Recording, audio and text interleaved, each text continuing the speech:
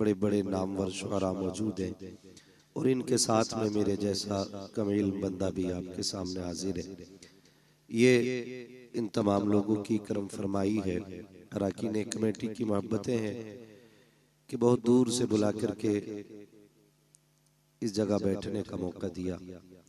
अल्लाह रब्बुल इज़्ज़त हमें हक सुनने, हक बोलने और हक पे अमल करने की तौफीक अता फरमाए। हजारों साल नरगिस अपनी बेनूरी पे रोती है, बड़ी मुश्किल से होता है चमन में दीदावर पैदा। अभी आपने बड़े खूबसूरत लबो लहजे में नकीब अहले सुन्नत अक्सर जलसों की जरूरत भाई कफील अंबर साहिब क़िबला से खूबसूरत शायरी मुलाहिज़ा की। उनसे पहले आपने भाई सैफ रज़ा कानपुरी साहब, जिनको आज पूरी दुनिया हुजूर की नात के हवाले से जानती है, उनसे पहले भाई अज़मत रज़ा भागलपुरी, आपने ये के बाद दीगरे एक एक करके सुना है सबको। मेरे बाद भी इंशाअल्लाह भाई मोहम्मद अली फैजी साहब क़िबला को सुनेंगे। अज़ीज़ाने मिल्लत इस्लामिया, ये है दामन ये है गिरेबा, आओ कोई काम करें, मौसम का मुंह तकते रहना काम नहीं दीवानों का। जिस नाम से इस महफिल को सजाया गया है, ये नाम इतना बड़ा है कि अगर इस नाम को दरवाजे पे लिख दो तो बलाएं भाग जाया करती है। जब कभी वबाई मर्ज फैला करते हैं तो फिर एक शेर दरवाजे पे लिखा जाता है, ली खमसतुन उतफी बिहा हर्रल वबा इल हातिमा अल मुस्तफा वल मुर्तवा वबनाहुमा वल फातिमा। अगर पंजतन के हवाले से बात की जाए तो रातें नहीं, जिंदगानियां कम पड़ जाएंगी, लेकिन इन 5 तनों की हकीकत और अजमत बयान नहीं हो सकती है। मेरा इमाम कहता है, क्या बात रजा उस चमनिस्ताने करम की, ज़हरा है कली जिसमें हुसैन और हसन फूल। दूसरी जगह मेरा इमाम कहता है, तेरी नस्ल पाक में है बच्चा बच्चा नूर का, तू है ऐने नूर तेरा सा घराना नूर का। मैं पूरी जिम्मेदारी के साथ एक बात कह दूं, लोग चिढ़ जाते हैं आला हजरत के नाम पे। एहसान आला हजरत का हमें सैयदों का एहतराम सिखाया भी आला हजरत ही ने है। ये अलग बात है कि जब तक रोटियां मैसर नहीं हो रही थी तो लोग आला हजरत करते रहे। जब टुकड़े सीधे हो गए तो कहते हैं आला हजरत की जरूरत नहीं, तो फिर हम ये कहते हैं, तेरा खाए तेरे गुलामों से उलझे है मुनकरा जब खाने गुर्राने वाले। तो आला हजरत इमाम इश्क मोहब्बत ने हमें पंजतन का एहतराम सिखाया। अगर आप पहले नाम की बात करें तो वो कहते हैं, सरवर कहूं के मालिको मौला कहूं तुझे, बागे खलील का गुले ज़ेबा कहूं तुझे, तेरे तो वस्फ़ ऐब तनाही से है बरी, हैरान मेरे शाह में क्या क्या कहूं तुझे। और जब उन्हीं की अजमत अल्लामा हसन रज़ा बयान करते हैं तो बड़ी बात कह जाते हैं, कहते हैं फ़कत इतना सबब है इन्हें कादे बज़्म महशर का कि उनकी शान महबूबी दिखाई जाने वाली है। हम तो ये मानते हैं कि कयामत भी उन्हीं के लिए कायम की जाएगी, इसलिए कि जो नहीं मानते थे कयामत में उन्हें दिखाया जाएगा कि रब ने महबूब को कितनी अजमतें अता फरमाई है। इसलिए कयामत सजाई जाएगी ताकि जो मुनकिर है उन्हें आज एहसास हो जाए मुस्तफा की शान क्या है, मानेंगे वहां। फिर मेरा इमाम कहता, आज ले उनकी पना, आज ले उनकी पना, आज मदद मांग उनसे, कल न मानेंगे कयामत में अगर मान गया। मैं समझता हूं यहाँ पे सारे हुजूर के गुलाम बैठे, बुरा ना मानिए, मैं थोड़ा कड़वा हूं मिजाज का, मुझे हजम कर लिया, बर्दाश्त कर लिया। आजाद भाई और इनके कमेटी के लोगों ने, हर किसी को हजम भी नहीं होता, क्योंकि बात जो कड़वी लगती है मैं मुंह पे कह ही देता हूं। यहाँ एक बंदा बता दो जो हुजूर का गुलाम ना हो। सारे हुजूर के गुलाम है ना, बोले हैं, अगर बोल सकते तो बोले, ऐसा नहीं कलकत्ता में तो आपको बोलना बिल्कुल नाजायज है। सारे हुजूर के गुलाम है ना, सारे गुलाम है ना, बूढ़े जवान बच्चे सारे गुलाम है ना। तो फिर मैं हाथ जोड़ के कहता हूं, किसी बच्चे को हकीर समझ के धक्का न देना। इसलिए कि बच्चे ने भी उसी नबी का कलमा पढ़ा है जिसका कलमा तूने और मैंने पढ़ा है। मैं नहीं जानता ये बच्चे किस नजरिए से आए और इनके दिल में क्या है, लेकिन एक बात कहूंगा यार, जवानों में मक्कारी हो सकती है, बच्चों में मक्कारी नहीं हुआ करती है। जवानों में दिखावा हो सकता है, बच्चों में दिखावा नहीं हो सकता है। याद रखिएगा, इबादत सिर्फ 5 वक्त नमाज नहीं है, इबादत सिर्फ 30-29 रोजे नहीं है, पूरी इबादत सिर्फ ज़कात में मुनहसिर नहीं है, पूरी इबादत हज फर्ज में मुनहसिर नहीं है। अगर इन सारी इबादतों को जोड़ा जाए तो सबका वक्त 1.5 महीने में मुकम्मल हो जाएगा, बहुत ज्यादा वक्त लग जाएगा। तो इसके अलावा जोड़ेंगे तो 2 महीने में ये सारी इबादतें मुकम्मल हो जाती हैं अगर वक्त जोड़ा जाए तो। बाकी के बचते हैं 10 महीने, उसमें भी तो कोई इबादत होगी, उसमें भी तो कोई नेकी होगी। तो समझे, फर्ज इबादतें 2 महीने में मुकम्मल हो जाती हैं। एक इबादत है जिसे अखलाक कहते हैं, वो जिंदगी के हर लम्हे आपके दामन के साथ जुड़ी रहती है। अगर आपके पास ये नहीं तो फिर कुछ भी नहीं। मेरी बात कान खोल के सुन लीजिएगा, अगर अखलाक तल्ख है, अगर लहजों में कड़वाहट है, अगर ख्याल में गुरूर और घमंड है, तो फिर अल्लाह इबादतें मुंह पे मार देगा। आपकी इबादतें कम रह गई आपकी मजबूरी की वजह से, और फिर साथ अखलाक की दौलत लेके आओ, अल्लाह करीम है, वो अपने करम से आपको माफ कर देगा। लेकिन याद रखें, अखलाक भी बड़ी अहम दौलत है, आज ही हमारे पास नहीं है। आज इसकी सबसे बड़ी कमी हमारे पास है। आप देखें तो सही, मैं आऊं, कुर्सी आलीशान ना हो तो मूड खराब हो जाता है, लोग उठ के खड़े ना हो तो ख्याल आता है ये उठे क्यों नहीं मेरे लिए, इन्होंने इस्तकबाल क्यों नहीं किया मेरा, इन्होंने हाथ क्यों नहीं चूमे मेरे।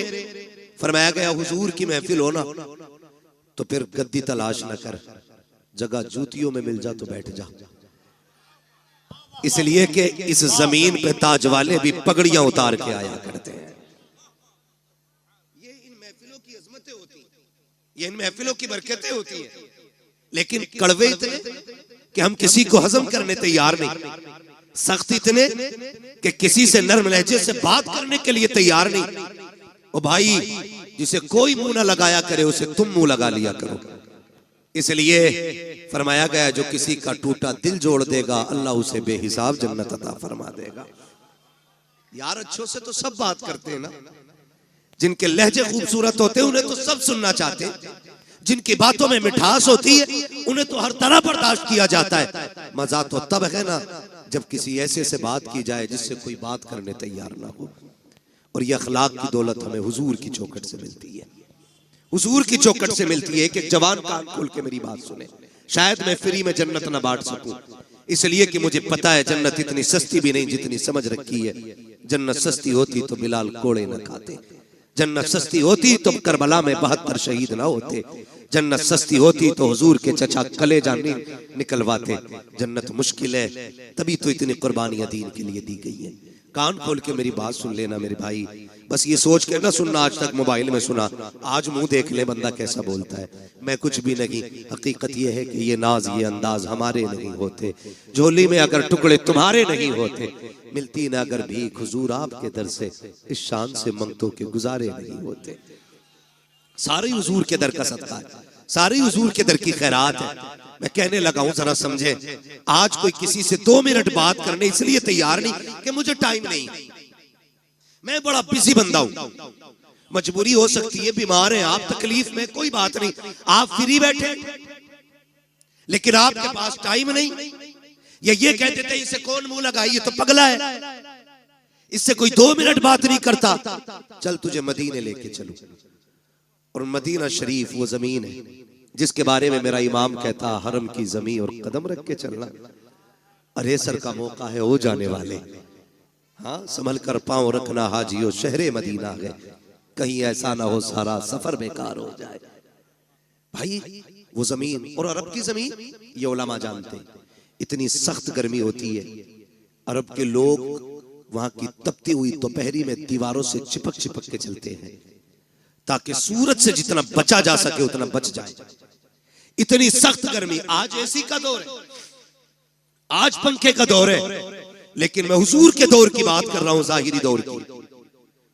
मैं उस दौर की बात कर रहा हूं जिस दौर में खड़ा होना तो बड़ी बात है, सूरज के सामने टिकना मुश्किल था। उस दौर में अचानक एक खातून आ गई, हुजूर को इशारा किया, हुजूर सहाबा की मजलिस से उठे और जाके बात करने लग गए। थोड़ी देर नहीं, बहुत देर हो गई। सहाबा कहते हम देखते रहे, कब ये जाए, कब ये बात खत्म हो, कब जाए, कब बात खत्म हो। जानते, कहते हुजूर पैर बदले बगैर उससे बात करते रहे थे,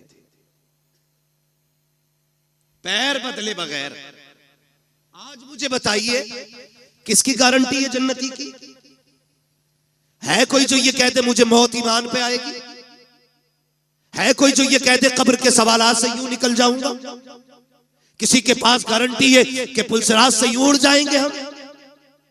पता है कि मीजान पे अमल रखे जाएंगे तो नेकी भारी होगी कि गुनाह? कुछ नहीं पता ना। तो फिर अकड़ किस बात की है, फिर घमंड किस बात का है? आज अपनों को वक्त देने का टाइम नहीं हमारे पास। 3 मिनट अपनों की बात नहीं सुन सकते। माफ कीजिएगा, ऐसे बड़े होने से कोई बड़ा होना नहीं कि आपको अपनों से मिलने के लिए नीचे उतरना पड़े। आप हमेशा इतने छोटे रहिए कि जब कभी अपनों से मिलना पड़ा करे तो कदम नीचे न लाना पड़ा करे। ये याद रखिएगा, वरना ये तकलीफें आज मुआशरे को खाती जा रही है। इन चीजों ने आज मुआशरे को तबाह कर रखा है। मुझे बताया जाए, अल्लाह ने 5 भाई बनाए तो 5 बराबर तो नहीं होते ना। कोई 50,000 कमाता है, कोई 1 लाख कमाता है, कोई किस्मत से 5 लाख कमा रहा है, कोई मुकद्दर से 10 कमा रहा है, कोई 50 लाख कमा रहा है। लेकिन एक ऐसा है जो सिर्फ ठेला लगाता है। भाई वो भी नहीं कही, वो भी ठेला लगा रहा है। मुझे बताओ, एक बाप के 5 बेटे, एक 50 लाख कमा रहा है, एक ठेला लगा रहा है। बताओ कसूर किसका है?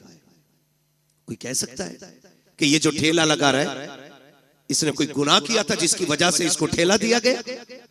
या जो एक साइन से 50 लाख कमा रहा है इसने कोई ऐसी नेकी की थी कि इसके एक साइन से 50 लाख पैदा होते चले जा रहे हैं?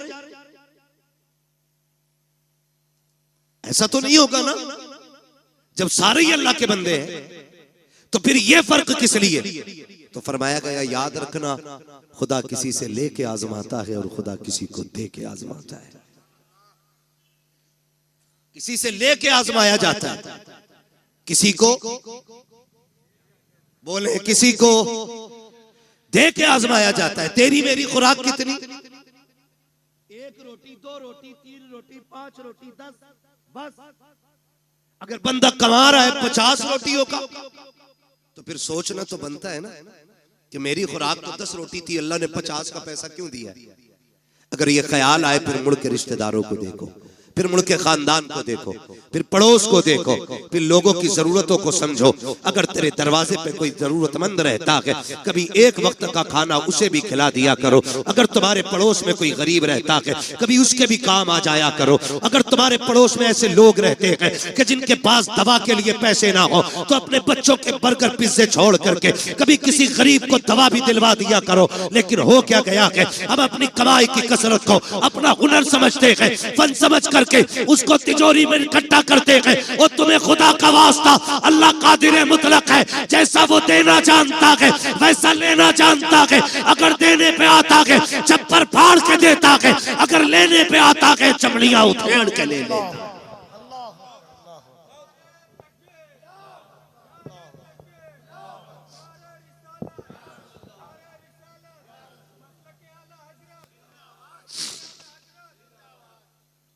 ये सबसे ज्यादा जरूरी है कि हम अपने पड़ोसी के दर्द को समझें, हम अपने जरूरतमंद भाई को देखें। कसम खुदा की ये बहुत बड़ी नेकी थी, लेकिन नहीं जी, आज तो बोटी अपने घर खाता है और खिलाल पड़ोसी के सामने जाके करता है। क्यों? कि आज पाए तोड़ के आ रहा हूं, आज पाए तोड़े, आज मैंने चिकन खाया, आज मैंने मटन खाया। इस्लाम क्या कहता है? मेरे नबी ने फरमाया, तुम्हें इजाजत नहीं है कि तुमने अगर हड्डी वाला गोश्त खाया हो तो अपने दस्तरखान की हड्डी अपने दरवाजे पे डालो, कहीं ऐसा ना हो तुम्हारे पड़ोस में कोई गरीब रहता हो और उसके बच्चों की निगाह हड्डियों पे पड़ गई और उनका दिल अगर कह गया काश हम भी गोश्त खाते, और बच्चों के बाप की हैसियत नहीं हुई गोश्त खिलाने की, तो फरमाया गरीब का दिल टूट जाता। हमारा इस्लाम तो पड़ोसियों के सामने हड्डी डालने की इजाजत नहीं देता। हम तो खिलाल इसलिए करते हैं ताकि मेरे चर्चे होने चाहिए, इसके दस्तरखान का आला खाना होता है, इसके बच्चे अच्छे से अच्छे खाया करते हैं। और तुम्हें खुदा का वास्ता हुजूर के दिए हुए दीन को समझने की कोशिश करें, पहचाने हमारा तरीका क्या होना चाहिए। आज हालात ये है कि नामवरी के लिए हम करोड़ों रुपए बेटों की शादियों में तो उड़ा दिया करते हैं, लेकिन जरूरतमंद लोग जाकर के हॉस्पिटल में देखो 2-2 रुपए की दवा के लिए तरसते रहते हैं। काश उन्हें वक्त पे पैसा मिल जाता, शायद किसी को हार्ट की गोली मिल जाती, किसी का ब्रेन हेमरेज होने से बच जाता, किसी की किडनी बच जाती, लेकिन करे क्या, हमें सिर्फ अपना नजर आया, इसलिए कौम का बेड़ा करत होता जा रहा है। और हमने सारी जन्नत सिर्फ मस्जिदों में जाके ढूंढी है। और तुम्हें खुदा का वास्ता मस्जिदों में भी जाया करो, लेकिन कभी कभी हॉस्पिटल चले जाया करो। हो सकता है तेरे 100 रुपए से किसी गरीब की जान बच जाए। खुदा की कसम, अगर ऐसा हो गया काबे वाला भी राजी हो जाएगा, मदीने वाला भी। नारे तकबीर, नारे रिसालत, फैज़ाने पंजतन कॉन्फ्रेंस। सुभान अल्लाह। ये एक रस्म चल रही है, और अगर पहली बात तो करते ही नहीं, और करते भी हैं तो जलील करते हैं, जलील करते हैं, जलील। मैं 2-3 फोन मोहम्मद अली भाई आए कि आपको बुलाना चाह रहे हैं, क्यों? कहा हम इज्तिमाई शादी करेंगे इस बार। इज्तिमाई शादियां करें, अच्छी बात है, लेकिन कुछ अगले ही दिन ना, जिस दिन इज्तिमाई शादी थी, फोन पे अब तो सारी खबरें चलती, फोटो आ गया अखबार, 20 बच्चियां दुल्हन बनी, उन 20 बच्चियों के फोटो थे। मैं पूछना चाहता हूं, ये जो इज्तिमाई निकाह की लोग रस्में करते हैं ना, रस्में क्यों? ताकि किसी गरीब का भला हो जाए, यही तो नियत होती है ना। बोले हैं और होनी भी चाहिए, लेकिन आप फोटो देखो ना, कसम खुदा की एक बच्ची का मुंह पर नहीं था उठा। आप हमें बताएं, कभी किसी गरीब को जलील करने से पहले हमें ये ख्याल क्यों नहीं आता कि इसी लाइन में कल मेरी बेटी भी तो हो सकती है। आज जो ये गरीब लड़के दूल्हा बने हैं, इसमें मेरा बेटा भी तो हो सकता है। क्यों नहीं सोचते हम? अल्लाह के लिए बईद है? नहीं, समझे जरा, सोचे, अल्लाह कादिर मुतलक है। अगर किसी की बात ना गवार गुजर जाए ना, तो जब वो जमीन में घुसेड़ता है ना, तो कोई बचाने वाला नसीब नहीं होता है। हुए नाम वर्बे निशा कैसे कैसे, जमीन खा गई आसमां कैसे कैसे। आज अखलाक नहीं हमारे पास। पहली बात तो मदद करने तैयार नहीं, और करते भी हैं तो जलील करते हैं हम, जलील करते हैं हम। आ रहा है रमजान शरीफ का महीना, बटेंगे इफ्तारियां अमीरों की चौखट पे, लगेगी लाइन गरीबों की गुर्बत का बनेगा तमाशा। बच्चियों को 2-2 घंटे धूप में बैठाया जाएगा, बेवाएं आके सुबह से लाइन में लग जाएंगी। सेठ साहब सहरी खा के जब सोएंगे ना, तो 12 बजे से पहले उठेंगे नहीं वो। उस लाइन में कितनी गरीब बच्चियां बैठे बैठे थक गई, इस अमीर ज़ादे हरामखोर को क्या पता। मत बांट ऐसी इफ्तारी, नहीं चाहिए तेरे घर का ऐसा राशन जो किसी गरीब की गुर्बत का तमाशा बनाए। बटेंगे कपड़े गरीबों को, कोई कहेगा सेठ साहब की तरफ से इफ्तारी का पैकेज है, कोई कहेगा फला अमीर की तरफ से इफ्तारी का इंतजाम है, कोई कहेगा फला की तरफ से ये सहरी का इंतजाम है। तुझे क्या पता है? तुम जानते हो, हमने देखा है जब किसी गरीब को इफ्तारी का सामान दिया जाता है या सहरी के पैकेज दिए जाते हैं, उन माओं के साथ छोटे बच्चे भी आया करते हैं, उन माओं के साथ नासमझ बच्चे भी आते हैं, लेकिन इतना तो वो भी समझते हैं कि हमें खैरत आ रही है। एक तस्वीर, एक वीडियो देखी, कसम खुदा की पैर के नीचे की जमीन निकल गई। कफील भाई अल्लाह किसी को इतना अमीर न करे कि जब वो गरीब की गुर्बत का तमाशा बनाए। तो बच्चे भूखे खड़े थे, किसी ने देने के लिए कुछ उनकी तरफ हाथ बढ़ाया, जब बच्चों ने लेने के लिए हाथ आगे किया, एक बच्ची की निगाह कैमरे पे पड़ गई। बहन भाई खड़े थे, जैसी कैमरे को देखा बहन ने उस तोहफे से हाथ पीछे कर लिए। छोटे छोटे बच्चे थे, मुंह मोड़ के चले गए। मैं सोचने लग गया, या अल्लाह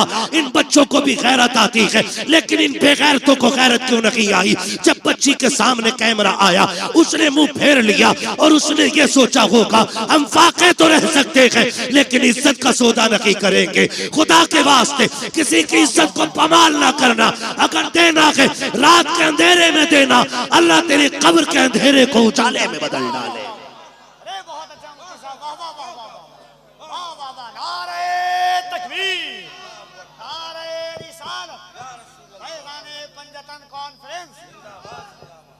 सलामत रहो आप लोग। मैं एक बात कहना चाहता हूं, हम नेकी करते तो तमाशा बनाते। चलो फैजान पंजतन कॉन्फ्रेंस है। इमाम हसन रज़ी अल्लाह ताला अन्हु को जब गुस्ल दिया गया, आपकी जब कमीज उतारी गई तो आपकी कमर पे, पुष्ट पे, ये पीठ पे, मतलब पीठ पे आपकी ना काले निशान थे, काले धब्बे। लोग बातें करने लग गए, ये तो बड़े शहजादे, ये तो नूर वाले लोग हैं, कमर पे काले धब्बे क्यों। जब ये बातें हुई ना तो आपके गुलाम थे, कहने लगे वादा किया था आका ने कि किसी से बताना मत, लेकिन आज इज्जत की बात आ गई तो बोलना पड़ रहा है। कहा तुम बताओ, कहा इल्जाम न देना, गलत न सोचना, ये कोई ऐब के धब्बे नहीं, ये वो धब्बे जब सारी दुनिया सो जाती थी तो इमाम हसन नाज की बोरी कमर पे रख के यतीमों के दरवाजे पे पहुंचाने के लिए जाया करते थे। और आपके विसाल के बाद ये राज खुला कि 100 बेवाओं का चूल्हा इमाम हसन के दरवाजे से चला करता था। 100 यतीमों का चूल्हा इमाम हसन की चौखट से चलता था। एक दिन ना आपके शहजादे ने कहा अब्बा ये बोरी मैं पहुंचा दूं। फरमाने लगे ना बेटे, ये किसी का राज है, राज रहने दे। उन्होंने अपने बच्चों से भी राज नहीं खोले। आज हम तमाशे बना देते हैं, तमाशे बना देते हैं, जलील करते हैं। पैगंबर का अखलाक देखें, हुजूर के इस अखलाक ने पूरी दुनिया में इनकलाब पैदा किया। आज भी कसम खा के कहता हूं, मैं खुल के कहता हूं, हमारी नमाजें देख के कोई मुसलमान नहीं होगा, हमारे हज देख के मुसलमान नहीं होंगे लोग, हमारी ज़कात देख के मुसलमान नहीं होंगे। अगर अखलाक हुजूर वाले हो जाएं तो आज भी लोग कलमा पढ़ना शुरू कर देंगे। आज भी अखलाक की जरूरत है, अच्छे अखलाक की, जो हमारे बीच नहीं है। ये मत समझना मैं नमाज को हल्का कर रहा हूं, मैं नमाज ये कहना चाह रहा हूं नमाज पढ़ो ना पढ़ो, नहीं, नमाज दीन का सतून है। ये कर्ज है, ये तो पढ़नी पढ़नी है, ये तो हर हाल में अदा करनी है, ये तो पढ़ के ही मरना है। मगर साथ जो करना है ना, वो ये भी रखना है। अखलाक बड़ी चीज है। कसम खा के कहता हूं, माफ कीजिए, मैयतें होती हैं यहाँ, बोले डर क्यों रहे हो, कहोगे हाँ तो मर थोड़ी जाओगे। लोग मरते हैं कि नहीं, देखे जनाजे, आपने देखा होगा जब बंदा मर जाता है घर के आगे कुर्सियां पड़ती, बीच में कुर्सी यतीमों के चचा की होती है। चचा होता है तो ताऊ की होती है, बीच में कुर्सी डाल के बैठता है। लोग आते हैं ताजियत के लिए। माफ कीजिएगा बहुत कड़वा बोल रहा हूं, शायद आपके मिजाज के मुताबिक ना बोल रहा हूं, लेकिन मेरा उसूल है, मैं आईना हूं, दिखाऊंगा दाग चेहरे के, जिसे खराब लगे सामने से हट जाए, मसला ही कोई नहीं। आज हमारी कंडीशन ये है, जब कोई यतीम हो जाता है तो सगा चचा यतीमों का कुर्सी डाल के बैठते हैं। इधर यतीम बेटी बैठी होती है, इधर यतीम बेटा बैठा होता है, और यूं गले में हाथ डाल के आज बैठा है, तसल्ली दे रहा है उसको, तसल्ली दे रहा है। लोग आके कहते हैं, लोग कहते हैं यही ये बच्चे मरने वाले के, तो बच्चे आने वालों का मुंह देखते हैं, फिर रोने लग जाते हैं। फिर चचा हाथ रख के कहता ना, बाप चला गया है, चचा मौजूद है। बहुत अच्छे लगे ये वादे, बहुत अच्छे थे ये लहजे। जब कभी यतीम का माथा चूमा जा रहा था, जब कभी यतीम को सीने से लगाया जा रहा था, लेकिन किसे पता था कि ये सिर्फ दिखावा है, ये सिर्फ नामो नमूद है, आज तीजा है इसलिए चचा की करवट में यतीम बैठा है, आज 40वां है इसलिए चचा की गोद में यतीम बैठा है, ताकि रिश्तेदारों को पता चल जाए ये जो भाई है ना ये अपनों से बड़ा प्यार करता है। लेकिन 40वें के गुजरने की देर होती है जब वही यतीम बच्चे अपने घर की भूख की शिकायत लेकर के, अपने चूल्हे की ठंडे होने की शिकायत लेके सगे चचा के दरवाजे पर आते हैं और सगे चचा से कहते हैं चचा आज 3 दिन हो गए घर में कुछ पका नहीं है, माँ दाल रोटी बनाती रखी है, आज चचा दाल भी खत्म हो गई है। पहली बार चचा दे देता है, दूसरी बार दे देता है, लेकिन जब तीसरी बार यतीम आके कहता है चचा आज 3 दिन से कुछ नहीं खाया है, फिर यही चचा कहता है कि मैं तुम्हारे लिए तो नहीं कमा रहा हूँ, कहाँ से लेकर के आऊं। और कई बार तो इतने जालिम होते हैं भाई जो सगे भतीजों से कहते हैं तुम्हारा बाप मर गया, तुम्हें हमारे ऊपर छोड़ के चला गया है, खुदा के वास्ते कभी यतीमों को ताने ना देना, अगर देने हो तो कभी गले से ना लगाना, इसलिए कि हम जानते हैं यतीम गैरत वाले होते हैं। ये जो तुम्हारे दरवाजे पे आते हैं इसलिए नहीं आए कि इन्हें बेगैरती लेकर के आई है, ये तो इसलिए चले आए तूने उस दिन सर पे हाथ रख के कहा था भतीजे कभी जरूरत पड़ जाए तो दरवाजे पे आना, कभी कमी महसूस हो बाप की तो मुझे आवाज दे लेना, आज धक्के ना दे, या तो कल सीने से ना लगाता या आज धक्के ना दे। तुझे क्या पता यतीमी का दर्द क्या होता है, तू क्या जाने बाप की जुदाई का दाग क्या होता है। उनसे पूछो जिन्होंने बाप को कब्रिस्तान पहुंचा दिया है। खुदा की कसम जब ईद आती है जमाना हंसता है, यतीम रोया करते हैं, जब बकरीद आती है जमाना मुस्कुराता है, यतीम रोया करते हैं। खुदा की कसम सेहरा बंधना बड़ी बात है, अगर बाप ना हो जमाना मुस्कुराता है, यतीम रोया करते हैं। तुम्हें क्या पता यतीमी दाग क्या है, यतीमी कहते किसे है। आ तुझे कहानी बताऊं, मुस्तफा जाने रहमत का दौर है, ऐलान नबुव्वत का इब्तदाई हिस्सा है, आका करीम ने ऐलान नबुव्वत किया है, अल्लाह अकबर, इस्लाम हक्कानियत की बुनियाद पे फैल रहा है। उसी दौर में मक्के की धरती पर हाल ये था कि जहां जमीन भी पत्थर की थी, लोगों के दिल भी पत्थर के थे, कोई किसी के दर्द को समझने तैयार ना था, हालात बड़े नागुफ्ता भी ही थी। उसी दौर के अंदर एक बच्चा खुदा की कसम अपनी माँ के पास जाके कहता है अम्मी अब मैं समझदार हो गया हूँ, तू बेवा है मैं यतीम हूँ, देख तेरे बदन पे जो लिबास है ना ये इतना फट गया है अम्मी कि मुझे देखते हुए हया आती है, इस पे पैबंद लगा ले। माँ ने कहा था बेटे जब से तेरा बाप गया है मुश्किल से खाना मिलता है, दोपहर खा लिया तो शाम नहीं, शाम खा लिया तो दोपहर नहीं, बेटे पैबंद का कपड़ा कहाँ से लाऊं। जब बच्चे ने इतना सुना कहता अम्मी इजाजत दे तो मैं चचा के दरवाजे पे न चला जाऊं। उसने कहा बेटे ये मक्का है, यहाँ किसी को किसी के दर्द से मतलब नहीं है,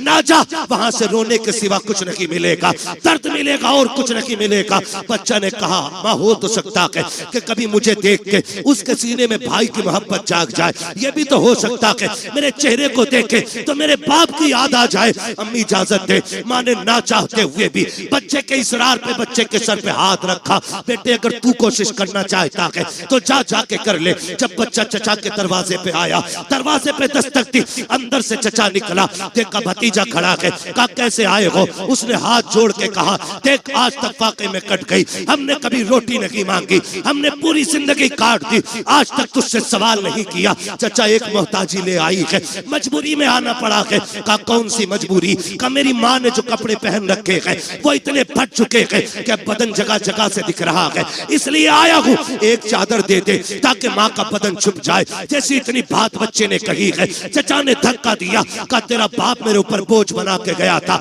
नहीं है तुम्हारे लिए एक फूटी कौड़ी भी। बच्चे ने बदन झाड़ते हुए कहा सच कहा था मेरी माँ ने, यहाँ कोई किसी का दर्द सुनने वाला नहीं है। जब बच्चा रोता हुआ चला, रास्ते में हुजूर के सहाबी से मुलाकात हो गई, हाथ पकड़ा, कहने लगे बच्चे बात क्या है। उसने कहा मैं दर्द का मारा हूँ, मेरा दर्द मेरे सीने में रहने दे। कहा नहीं बता तो सही, शायद मैं तेरे काम आ सकूं। जब बच्चे ने इतनी बात सुनी है, कहता क्या करोगे। करोगे? लोग रो के सुनते हैं, हंस के उड़ा देते हैं। उसने कहा बता तो सही बात क्या है, रोया क्यों है? हो सकता है तेरे मर्ज का इलाज मेरे पास हो। बच्चे ने सारी बात बताई। कहा माँ के बदन के कपड़े फट गए, सगे चचा से चादर लेने गया था, उसने धक्का दे के भगा दिया। जब इतना सहाबी रसूल ने सुना के मुस्कुराने लग जाते हैं। उसने कहा यार मैंने पहले कहा था, लोग दुख सुन के हंसा करते हैं, वाकई तूने वैसा किया है। सहाबी ने कहा था नादान, मैं तेरे दुख सुन के नहीं मुस्कुरा रहा हूँ। कहा फिर? कहा मुझे तेरे दुखों का इलाज मिल गया है, इसलिए मुस्कुरा रहा हूँ। कहा कहना क्या चाहते हो? कहा तुझे जो चाहिए। एक चौखट ऐसी है जहां से कभी किसी को खाली नहीं लौटाया जाता है, अगर जाना है उस चौखट पे चला जा।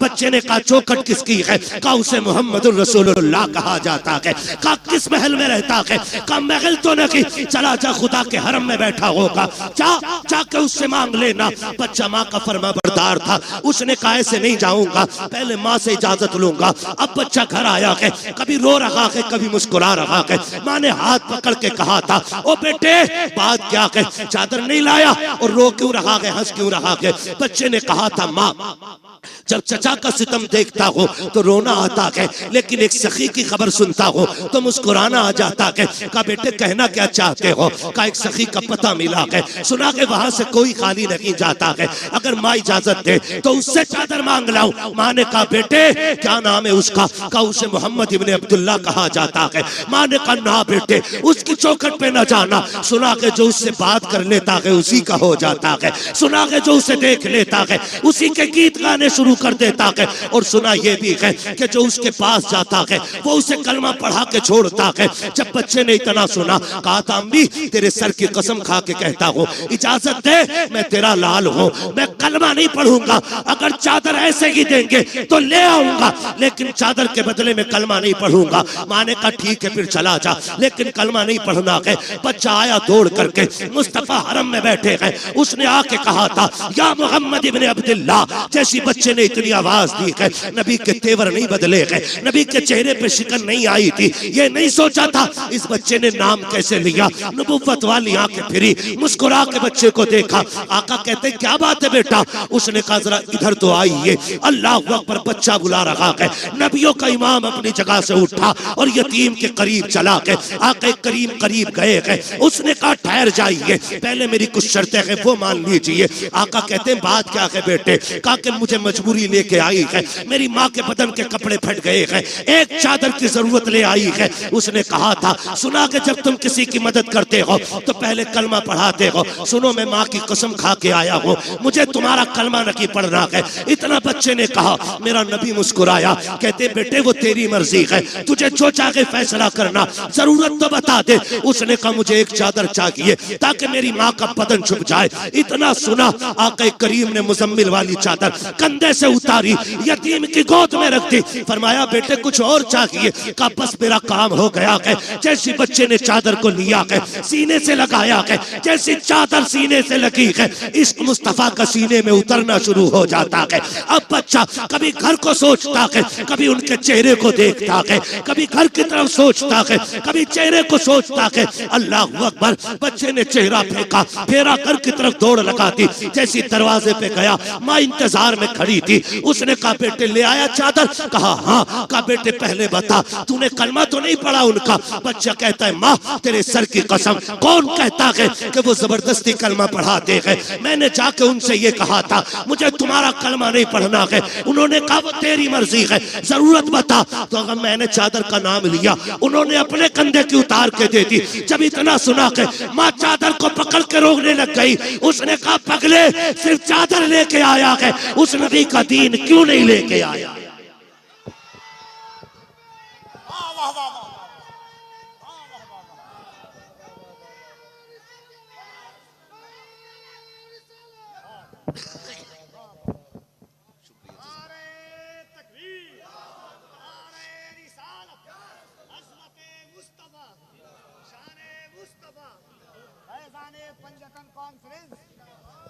उस्मान ने कहा था पगले खाली चादर लेके आया, उस नबी का दीन क्यों नहीं लेके आया?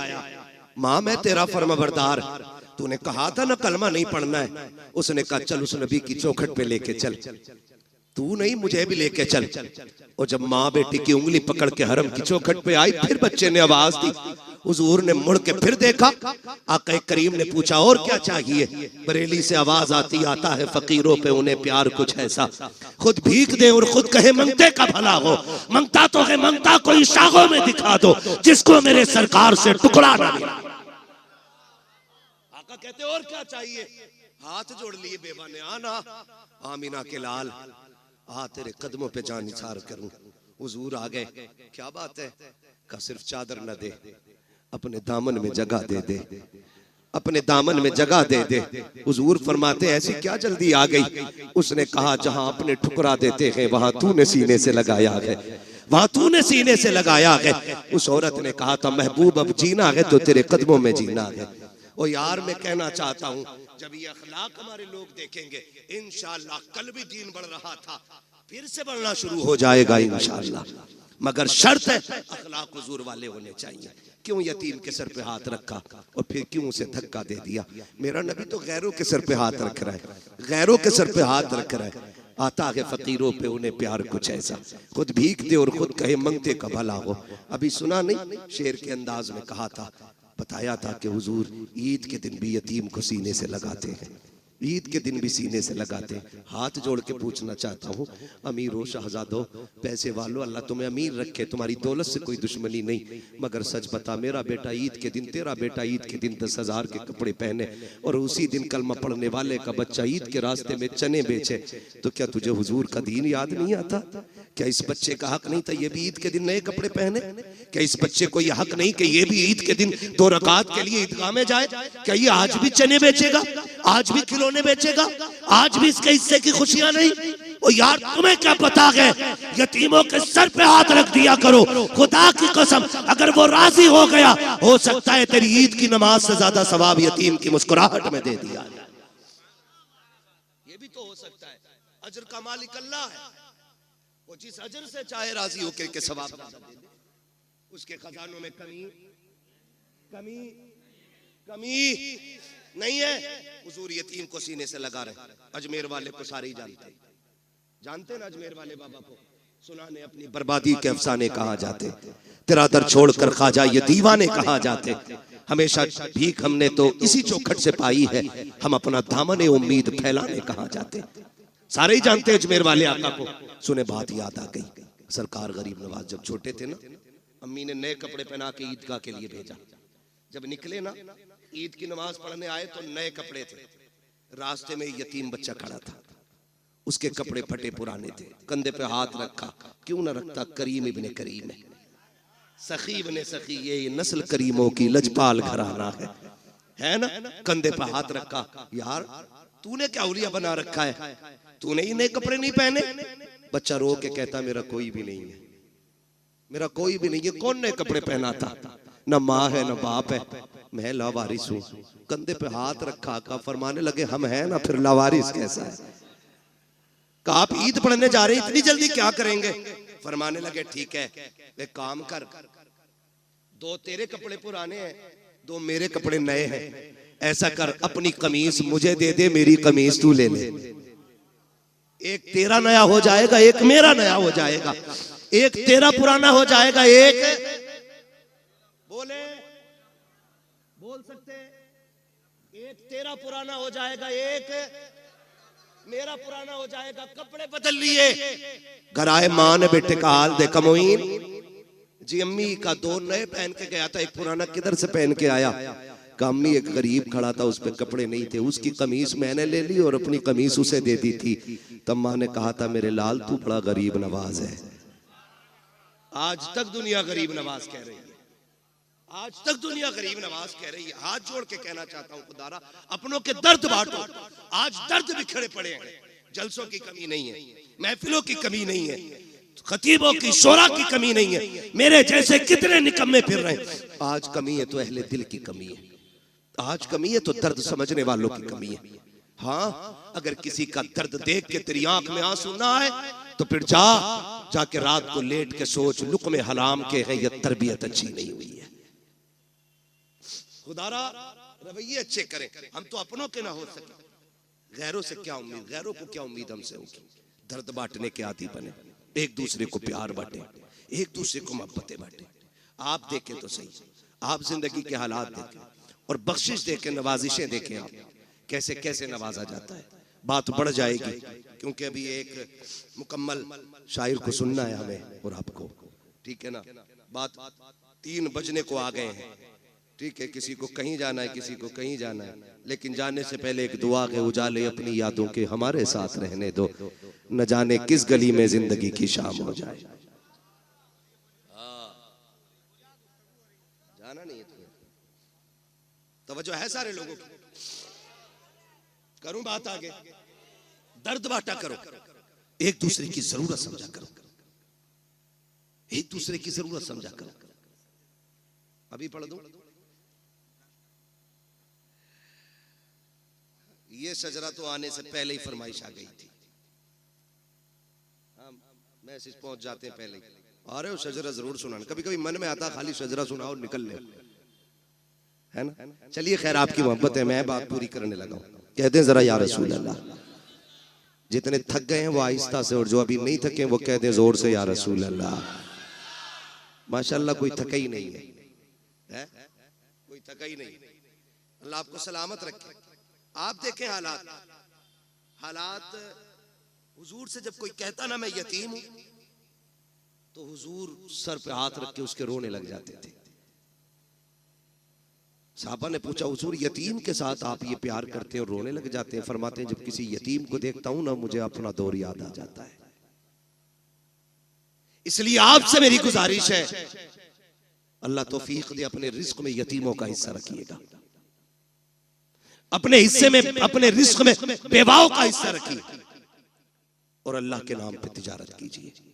कसम खा के कहता हूं, कलकत्ता के समंदर की मछली भी आपको उतना नफा नहीं देगी जितना रब के नाम पे की गई गरीब से तिजारत आपको नफा दे जाएगी। ये याद रखिएगा, लोग समझ नहीं पाते इन पे इतने पैसे क्यों आ रहे हैं, इन पे इतने क्यों आ रहे हैं। ये तो देखिए लगा किधर रहा है, कोई तो अमल होगा ना। पूछ कभी तन्हाई में आकर के क्या करते हो जी, तो कोई ना कोई ऐसा अमल इन लोगों का जरूर मिलेगा जो पता चलेगा कि वो अल्लाह से तिजारत करके बैठे हैं। खुदा आपको सलामत रखे। ये नस्ल करीमों की लजपाल घराना है। हुजूर ने सबसे प्यार किया। सहाबा फरमाते, औरत आ गई, सारे लोग उसको पागल कहते थे। बहुत देर तक हुजूर से बात करती रही। जब वो चली गई तो सहाबा ने कहा, हुजूर आपका वक्त बड़ा कीमती है और आप एक पागल औरत से इतनी देर तक बात करते रहे। मेरे नबी ने मुस्कुरा के कहा, दुनिया उसे पागल समझ कर ठुकराती है, क्या मैं भी उसे मुंह न लगाऊं? आका फरमाते हैं, जिसे कोई सीने नहीं लगाता उसे आमिना का लाल सीने से लगाने के लिए आया है। ये अखलाक पैदा करें, ये दिलों में गुंजाइश पैदा करें, अपनों के लिए जगह बनाएं। और खैर रह गई हुजूर की बात, हमसे उनकी बराबरी तो नहीं हो सकती। उनकी नकल करने की कोशिश करें। अगर नकल भी मकबूल हो गई तो इंशाअल्लाह बख्शिश की जमानत हो जाएगी, बख्शिश की जमानत हो जाएगी। ये कोशिश कीजिएगा, वरना उनकी सखावत हातिम ताई का पोता, हातिम ताई का पोता इमाम हसन से मुलाकात हो गई। हातिम ताई के पोते चेहरा देख के कहने लगा, पहली मुलाकात थी, उसने पूछा यार ये किसी बादशाह का बेटा है क्या? कहा क्यों? कहा चेहरा बता रहा कि जैसे महलों में पला है।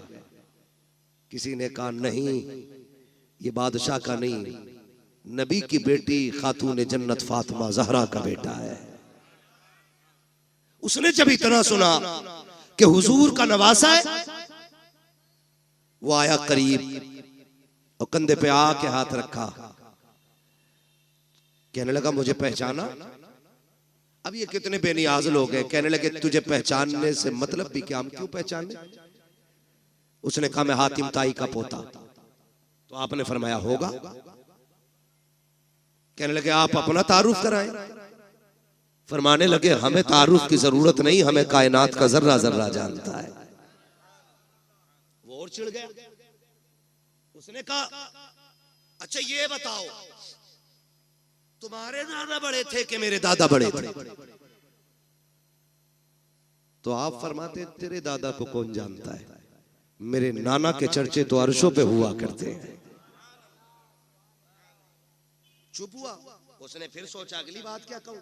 उसने जो अगली बात इमाम हसन से कही ना, कहने लगा अच्छा ये बताइए क्या आप जानते हैं मेरे दादा की सखावत के किस्से कितने मशहूर हैं? फरमाने लगे कितने मशहूर हैं? उसने कहा दुनिया जानती है, मेरे दादा के महल के 7 दरवाजे थे। कितने बोले? 7 दरवाजे। कहा फिर? का सखी इतने बड़े थे कि अगर फकीर आता पहले दरवाजे पे आता, वहां से भी भीख दे दी जाती, फिर वही फकीर दूसरे दरवाजे पे आता। का इतना सखी था मेरा दादा कि धक्का नहीं देता, भीख देता था। का फिर वही फकीर तीसरे दरवाजे पे आता, का फिर धक्का नहीं मिलता, भीख मिलती। का एक एक करके 7 दरवाजों पे जाता था, भीख दी जाती थी। का मेरा दादा इतना सखी था, 7 दरवाजों से भीख देता था। मेरा इमाम मुस्कुरा के कहता ये भी कोई सखावत है? उसने कहा कहना क्या चाहते हो? कहा कि सुन, तेरे दादा के महल के 7 दरवाजे और एक फकीर पहले दरवाजे पे मांगता, फिर दूसरे पे, फिर तीसरे पे। फरमाने लगे दूसरे पे तभी जाता था ना जब पहले से जरूरत पूरी नहीं होती थी। ये भी कोई सखावत है कि दूसरे दरवाजे पे तब गया जब पहले से जरूरत पूरी नहीं हुई। और कब कंजूस इतना बड़ा था तेरा दादा कि दूसरे से भी भला पूरा नहीं हुआ, फिर वो तीसरे पे आया। का तीसरे से भी जरूरत पूरी नहीं हुई। का अब तो ये है कि दरवाजे खत्म हो जाते थे, जरूरत खत्म नहीं होती थी। का ये तेरा दादा है और एक मेरा नाना है, 7 दरवाजे नहीं, एक चौखट है और एक चौखट से जिसे एक बार दे देता है उसकी पुश्तों को कभी मांगने की जरूरत नहीं पड़ती।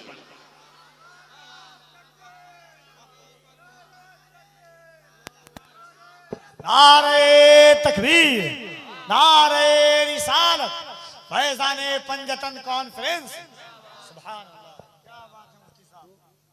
कौन देता है देने को मुंह चाहिए, देने वाला है सच्चा, देने वाला है सच्चा हमारा नबी।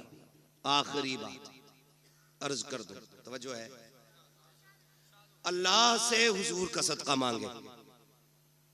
फक्र फाका भूख तंगदस्ती कभी आ जाए तो हराम की तरफ हाथ नहीं बढ़ाएंगे इंशाअल्लाह।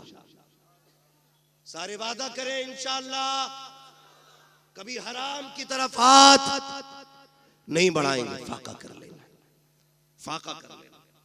फाका करना ऐब नहीं है, हराम का एक दाना खाना भी ऐब होता है। जिस तरह गलत दवा डालने से फसल तबाह हो जाती है, उसी तरह गलत रोजी खिलाने से नस्ल तबाह हो जाती है। इसलिए कभी हराम नहीं खाना। हलाल की बरकत ही अलग होती है। हलाल के लुक्मे खाने वालों की नस्लें कभी फरीद बनती हैं, कभी निजाम बनती हैं, कभी बख्तियारे काकी बनती हैं, कभी साबिरे कलियरी बनती हैं, कभी अहमद रजा बनती हैं, कभी मुस्तफा रजा बनती हैं। हाँ, ये हलाल खाने वालों की नस्लों की बरकत है। जो हलाल खाते गए ये उनके लुक्मों की अल्लाह ने बरकतें रखी हैं। और यहाँ तो सारी सरकारें सुरकाही के मानने वाले लोग बैठे है ना। सरकारें सुरकाही कहीं तशरीफ लेकर के गए, सफर करते थे, तांगे से घोड़े से गए, उतरे और किसी मुरीद ने घोड़ा लिया, कहीं बांध दिया। अब हजरत की तो मेहमान नवाजी चली रही थी, किसी ने सोचा लाओ हजरत के घोड़े को भी चारा डाल दे। तो वही पास के खेत से ना कुछ काटा और डाल दिया। थोड़ी देर बाद हजरत को खबर पहुंची, घोड़ा बीमार हो गया। आप आए, देखा, कहने लगे बताओ बांधा किसने था? यहाँ किसने बांधा था? ला करके हुजूर फला ने बांधा था। कहा इसे खिलाया क्या था? कहा हुजूर इसे चारा डाला था। चारा कहाँ से लाए थे? कहा खेत से काटा था। कहा पूछा था मालिक से? कहा नहीं। फरमाते बस मेरे घोड़े को कोई बीमारी नहीं लगी है। कहते हैं पूरी जिंदगी ना मैंने हराम का खाया है ना मेरे घोड़े ने हराम का खाया है। वाह वाह वाह वाह वाह वाह वाह। कहते हैं ये जो बीमारी समझ रहे हो ना, ये बीमारी उस हराम हरियाली की है जो बिना इजाजत तुमने मेरे घोड़े को खिला डाला।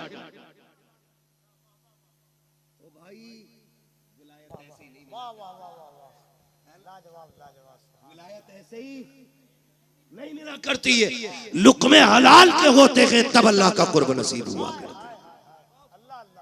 करेंगे इंशाअल्लाह कोशिश, है ना? करेंगे इंशाअल्लाह।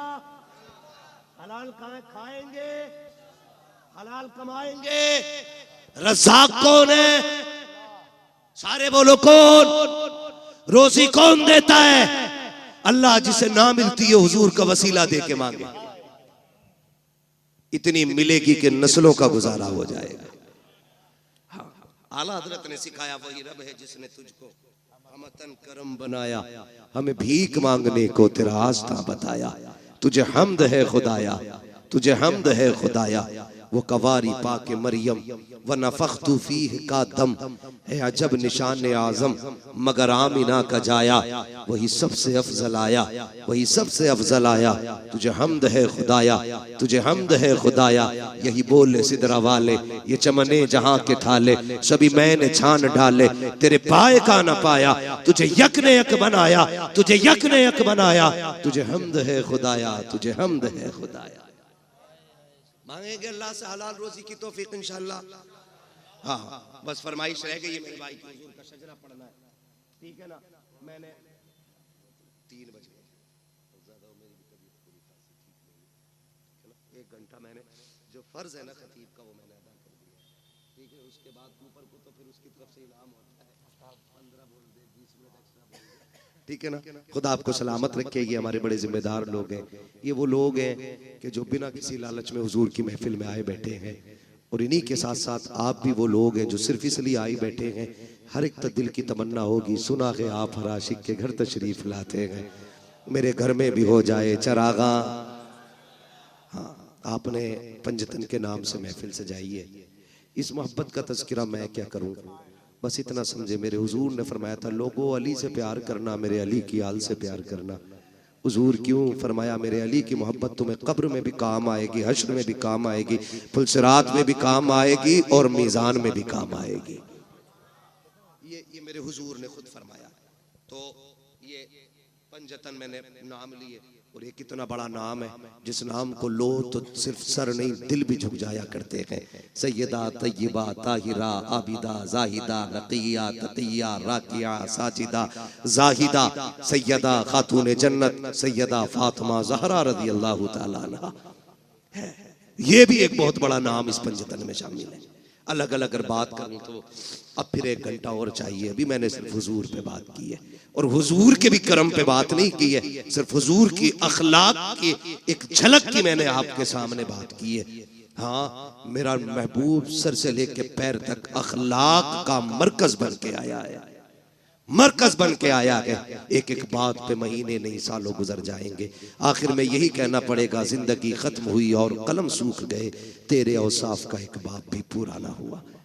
हाँ, मेरे जैसे 1400 साल से कितने आए और आकर के चले गए और आके जाते रहेंगे, लेकिन हुजूर के जिक्र का हक कमा हक हुआ अदा नहीं हो सकता है। मेरी पूरी तकरीर ये थी कि हमें हुजूर के अखलाक का एक पल ये लेना है कि हमें इंशाअल्लाह गरीब यतीमों की दिखावे के लिए नहीं, रब की रजा के लिए मदद करेंगे इंशाअल्लाह। हाँ, वरना बड़े बेगैरत होते, एक खजूर 3 लोग, एक केला 5 लोग। फोटो मैंने देखा बरेली शरीफ में, खानका के अंदर का मसला था, सुबानी मियां के यहाँ बैठे हुए थे, मुझे बात याद आ गई। कोई बात की तो अखबार वाले आए हुए थे, जैसी फोटो खींचने की बारी आई ना तो लोगों ने ये नहीं देखा कि सज्जादा नशीन बैठे हुए, फोटो के चक्कर में उनके ऊपर चढ़ गए। उन्होंने गुस्से में कहा, सालिमो इतना लालच फोटो खिंचवाने का है? फिर कहने लगे ये कौम इतनी जालिम हो गई है, फोटो के चक्कर में अगर आला हजरत पे भी चलना पड़े तो ये चढ़ के फोटो खिंचवा लेंगे। किसी गरीब की गुर्बत का तमाशा बना देती है। मुट्ठी बंद करके दे, तेरा क्या जाता है। और जो तू दे रहा है माँ के पेट से लेके तो पैदा नहीं हुआ, ये दिया किसने? बोले सारे किसने दिया? अल्लाह ने दिया। कभी यतीम देखा करो तो ये सोच के सर पे हाथ फेर दिया करो, शुक्र है अल्लाह ने मेरे बच्चों के सर पे उसके बाप का साया रखा है। ये भी तो हो सकता था उसका बाप जिंदा होता और तेरे बच्चे यतीम होके गलियों में टहल रहे होते। करम है, उसने साया बना रखा है। दुआएं मांगा करो, अल्लाह बच्चों के सर पे बाप का साया रखना, वरना मुश्किल हो जाती है जिंदगी। ये दुनिया इतनी जालिम है, सच कहता हूं यार। ये उस वक्त तक यतीम को रोटी नहीं देती जब तक उससे जूते साफ नहीं करा लेती। ये बेवा के बदन पे उस वक्त तक कपड़ा नहीं डालती जब तक उसके कपड़े नहीं उतरवा लेती। कितने बाजार पर जिस्म इसलिए बिक गए कि घर में रोटी नहीं थी, और हम ज़कात के लिए बिरादरी ढूंढते रह गए, पेशावर लोग तलाश करते रह गए। जरूरी नहीं है जो हाथ नहीं फैला रहा है वो जरूरतमंद नहीं।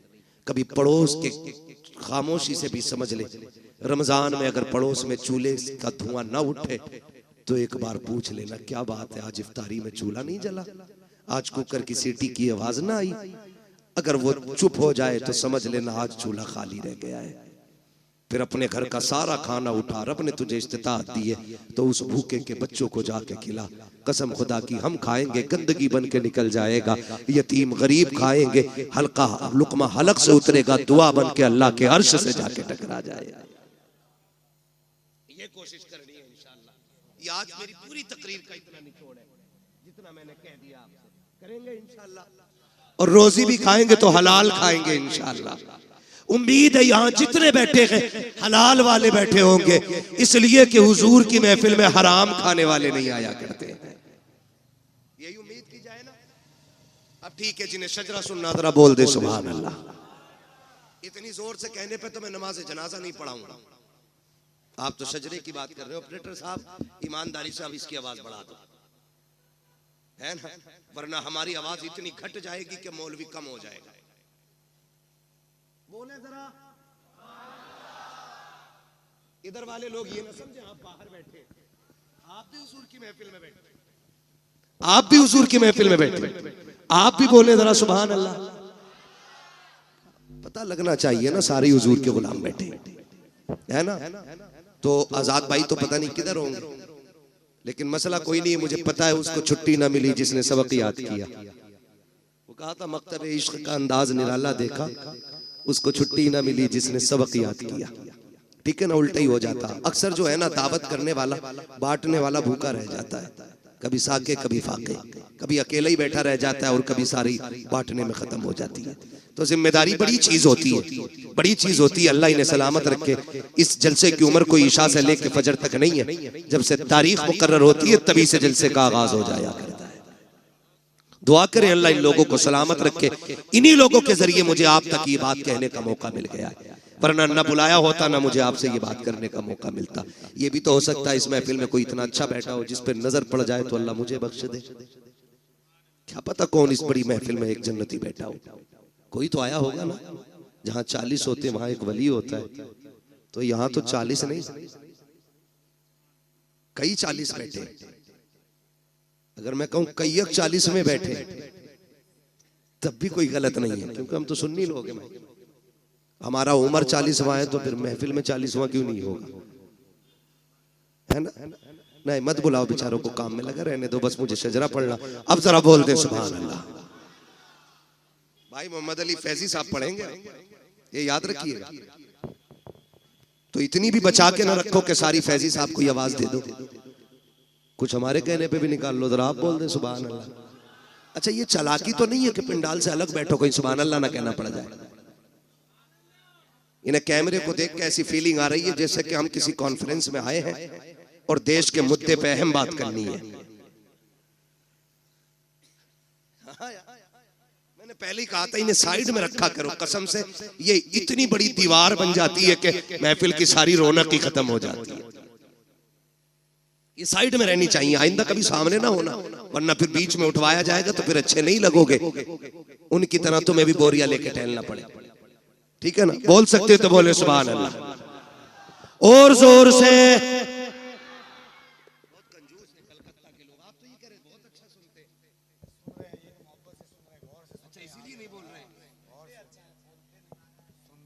बोले जरा सुभान अल्लाह। अच्छा, सुनने का मतलब ये कि सुने पे अमल किया जाए। मैं बोलने कह रहा हूं तो ये चुप रह रहे हैं, इसका मतलब सुन ही नहीं रहे। दिल से सुन रहे, कानों से सुनिए। बोले जरा सुभान अल्लाह। आदम के बेटे शीश, मेरा हाथ का इशारा हो तो समझ जाना मौलवी सांस लेना चाह रहा है। उस सांस के चक्कर में तुम्हें सुभान अल्लाह की सीधी बात है जी। तुम सुभान अल्लाह कहोगे, मुझे सांस लेने का मौका मिल जाएगा। उसी की आड़ में हम सांस ले लेंगे, अल्लाह राजी होगा, आपको नेकी मिलेंगी। और जब आपको मिलेंगी वो इतना करीम है, फिर अपना भी नाक काम हो ही जाएगा। तो साथ ना छोड़िए, मैं नमाज जनाजा नहीं पढ़ा रहा हूँ कि तकबीर पूरी करके रुकूंगा। मैं शजरा पढ़ रहा हूँ, जहां आप छोड़ देंगे वहां से मैं छोड़ दूंगा। ये बिल्ले वाले बता, अल्लाह कयामत में पंजतन से प्यार करने वाले कह के उठाए जाएंगे, है ना? बोले जरा सुभान अल्लाह। आदम के बेटे शीश, पीछे वालों घर से खा के भी आए हो या खाली लंगर के सहारे आए हो?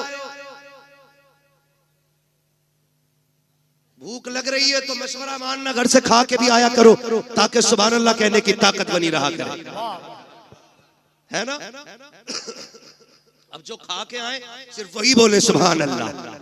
आदम के बेटे शीश, शीश के बेटे यानस, यानस के बेटे कैनान, कैनान के बेटे मेलाइल, मेलाइल के बेटे ब्यारत, ब्यारत के बेटे इदरीस, इदरीस के बेटे मुतवशिक, मुतवशिक के बेटे लबकनेक नाम, लबकनेक नाम के बेटे नूह, नूह के बेटे साम, साम के बेटे जुला, जुलात के बेटे शालिक, शालिक के बेटे आबिर, आबिर के बेटे दाता, दाता के बेटे रावा, रावा के बेटे सारू, सारू के बेटे नाखुर, नाखुर के बेटे तारिक, तारिक के बेटे इब्राहिम खलीलुल्लाह, इब्राहिम खलीलुल्लाह के बेटे इस्माइल सबीगुल्लाह, इस्माइल सबीगुल्लाह के बेटे केदार, केदार के बेटे अवाम, अवाम के बेटे हमल, हमल के बेटे साबित, साबित के बेटे सलमान, सलमान के बेटे रईसा, रईसा के बेटे इलियासा, इलियासा के बेटे औद, औद के बेटे हव्वा, हव्वा के बेटे अदनान, अदनान के बेटे मोहित, मोहित के बेटे नदार, नदार के बेटे मुदिर, मुदिर के बेटे इलियास, इलियास के बेटे मुदरिका, मुदरिका के बेटे खदीमा, खदीमा के बेटे किनाना, किनाना के बेटे नदर, नदर के बेटे मालिक, मालिक के बेटे फार, फार के बेटे गालिब, गालिब के बेटे लुई, लुई के बेटे काब, काब के बेटे मुर्रा,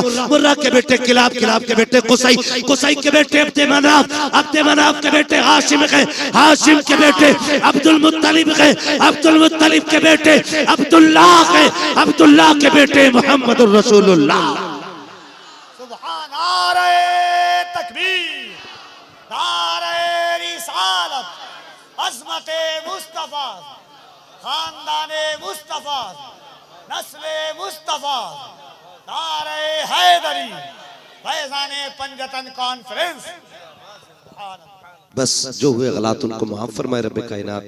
जिंदगी ने दिया साथ, फिर होगी मुलाकात, चमन रहा फूल खिलेंगे, जिंदगी रही फिर मिलेंगे, मुसाफिर हैं हम भी, मुसाफिर हो तुम भी, किसी मोड़ पर फिर मुलाकात होगी। फकीरान आए सदा कर चले, सदा खुश रहो ये दुआ कर चले। सारे लोग कलमा शरीफ पढ़ लीजिए, ला इलाहा इल्लल्लाहु मुहम्मद रब्बी मिन कुल्ली ज़ंबिन व अतूबु इलैहि।